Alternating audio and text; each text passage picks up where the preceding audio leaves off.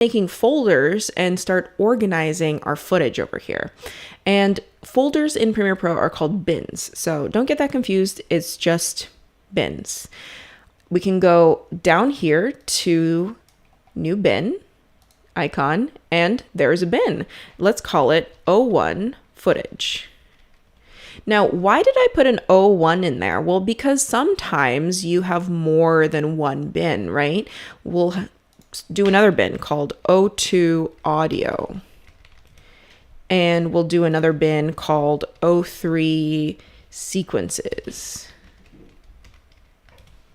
And maybe a fourth one, O4 graphics. O5 music. And if I only wrote the names of these bins and I didn't put numbers in front of them, when I arranged them alphabetically, they would be all willy-nilly, right? Audio would be first. But because I did it this way, this kind of lets me control the order of things. So I'll go ahead and in this footage bin, I'll go ahead and select all the actual footage and I'll put it into the footage bin. To create a new sequence, I could go up here to File, New, Sequence. I could also do the shortcut Control N, or I can go here to the New Item button, New Item Sequence. So I'll go over here to New Sequence, but first I'll actually select the sequence bin. That way the new sequence just goes into my sequence bin. New Sequence.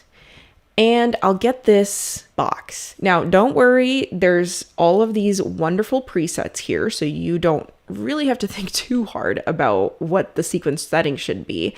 My recommendation, just go to the very first one, ARRI, which is a camera manufacturer, here 1080p, and choose the very, very first one.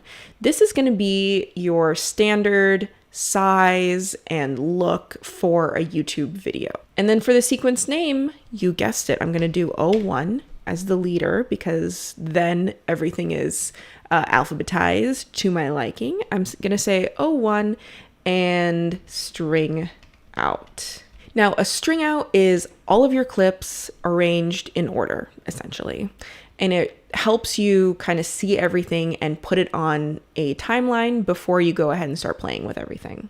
So you can see that it added a sequence here. You can see it's also blank. And I can tell it's blank because there's nothing in the program monitor. So let's put some stuff in there. Let's go into our footage bin, double click, and let's put up our ACam footage. So I can either just drag it over one by one like this, or I'm going to undo by pressing Command Z, Command Z. I can select the first one, Shift, select the last one, and put it in there. So far, I'm only going to do my ACam footage.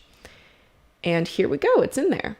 If I want to see the actual thumbnails of what I'm looking at in the actual sequence, all I have to do is hover my mouse between V1 and V2.